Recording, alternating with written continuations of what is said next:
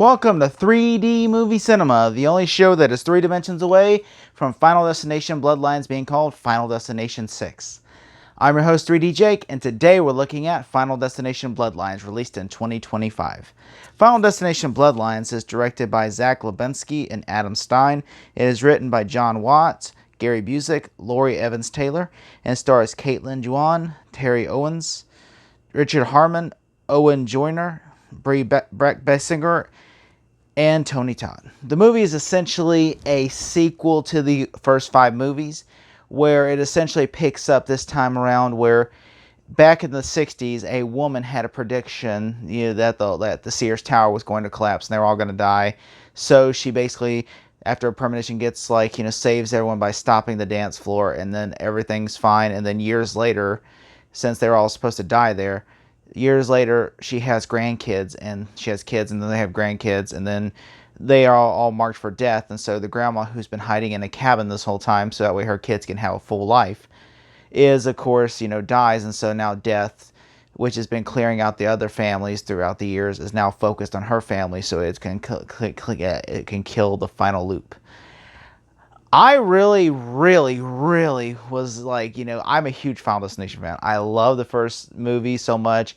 It's a fun movie to watch. And the rest of them kind of just become kill porn, essentially, where it's like, oh, who are we going to kill this installment this week, and I know people love 2 and 3. I like 2 and 3 a lot, but I still think the first one's so good. And so, when 4, I liked 4 a lot when I was a kid, but then as an adult, you're like, oh man, it's terrible. But then, in 5, which I'm going to review 5 next week. I just wanted to do this one first because this came out first. So listen to this, okay? I really was a huge fan of Final Destination as a kid growing up. Loved the first one, loved the second one, the third one, and the fourth one. And, the only one I really never liked out of the series was the 5th one, only because it just felt like the characters just felt generic, like they're, just like the characters in the 4th one. I mean, really the characters in the 4th and 5th one just feel like I can't remember the 2 names. Like, I can understand every character has a standout character. Even in this movie, there's a standout character. 4 and 5 really have no standout characters other than in 4 where they're just being douches. 5, it's just, they're all just generic. They're not like douchey, they're just generic. And so I think with this movie, I also, in the CGI, because they were trying to make it 3D and shit, like, that's the only thing I didn't like about that movie. This one has CGI deaths, but I think it works a lot better than in 2011. Like, I really like this movie. One thing I like about it is, there is some cool kills, and the trailer doesn't give the deaths away at all. And I'm like, because, the tattoo shop, I was like, oh, that's going to give away the movie. No, it doesn't at all. And even in the later trailer, that's not a death either. That's just a jump scare. And all the deaths are creative in this movie. Like, I mean, there are some deaths in the movie where I was watching where I'm like, there's involving a garbage truck, and I'm like, I never would have expected that. And I mean, they have intense moments where they try to tease you, like, oh, okay, the tattoo shop, and you're like, oh, okay, that's not going to happen, or a piece of glass. And, obviously in the trailer, they kind of do give away one death of the glass, but everything still works. And and that scene is not just in the movie, and it's a little bit more longer into the movie.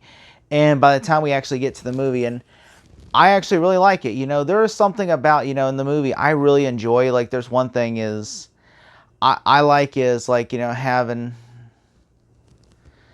having is, there's a thing where I'm sitting there watching, okay, and the dude with the tattoo shop, he is the funniest character in the movie. Like, there's the scene where he's just like licking a garbage truck, and I'm just sitting there laughing because he's like, oh, you're next. He goes, and everything, and he's not even next, but it's so funny. And then there's like a great scene later in the hospital that they teased like at CinemaCon with, but this scene is so crazy. Like, they're talking about killing. They're like, well, we got to kill the coroner, which is Tony Todd. It's like, we got to get new life. Oh, what if we kill a child? And they're like, that's fucked up. And they're like, what if I could kill you and then I bring you back? It's so stupid. It's so funny.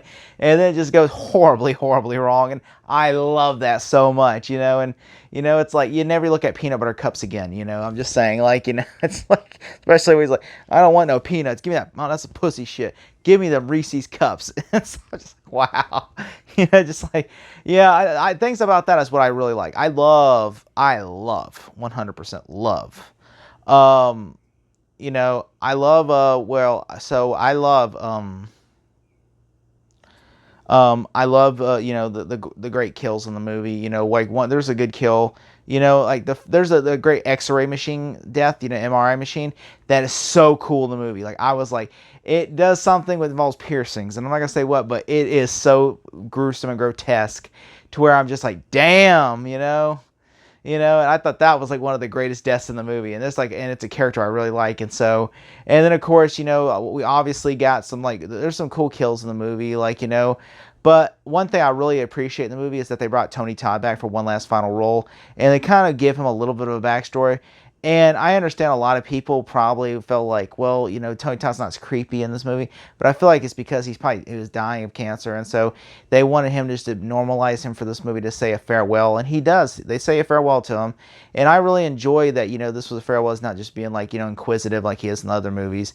I thought that was really great, and I also really appreciate that Tony Todd got to say one final goodbye, because you could tell in the movie he was just like, oh, he's on death's doorknob, and I felt really bad because you're like, man, but at least I appreciate that he stayed and did this movie one last time, because he knew that, his impending doom, and that he at least got to finish this role before, he did pass away. And I think that's really an honor that he got to do this, and I really appreciate it, and rest in peace, Tony Todd. And I will say, though, man, the song Shout, by the Isley Brothers, you make me want to shout.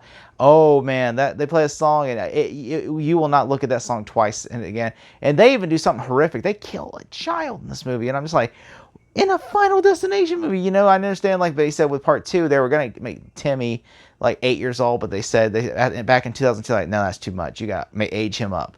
So, but in this one, they don't care. They just go for it. Because I'm like, well, in Terrifier 3, they kill a child. Why can't we kill a child, And so they do it in this movie. And this movie is produced by the Spider-Man director, John Watts. He co-wrote the script with Gary Busey, who wrote Scream 5 and 6 and the upcoming 7th film, and another woman, Lauren Evan Taylor. And so, they wrote the script for this movie, and so, yeah, it's a really good script, too, and I understand, some people were kind of bummed that, oh, they were going to do a firefighter script, but then I think this one works way better. I think this is a much better script in terms of the movie. I will say the one thing I do like about this movie, besides that, it has great soundtrack in the movie, especially, I would have been so mad if they wouldn't have played the Harry Nelson's I Can't Live Without You, because, oh, man, because they do that scene in the trailer, and I think if they would not have played that song, I would have been so mad, because at first they played a different song, and I'm like, if they plus where, and I saw this with my niece, and I really loved the movie. I thought it was well paced, and it wasn't too over long, and it wasn't because I feel like even though I love the first one, but in the third act where it's just the lightning storm, they do try to recreate something similar to that at the end of the movie, but I feel like this one works a lot better in terms of that. And I also really like, the family. I like that they kind of, after one or two people, they start to believe her and everything, and it does become okay, who's next, in the situation. I like that it builds the paranoia up and everything, and I do like that, the lead character. I think she's pretty great, although sometimes her facial expression, it kind of comes off where it's kind of comedic in a way, where she's just her shocking reaction, her facial expressions. And then there's some deaths in the movie where her face is like this. You're kind of wanting to laugh because of that. That's how ridiculous it is, because you're just like, oh my god, and some deaths are a little ridiculous, but it's not like 4 where it's this is dumb. And so I thought that was really well done, and I also really enjoy the ending of the movie, where the ending of the movie I like the ending of the movie, and it's very Final Destination-esque ending.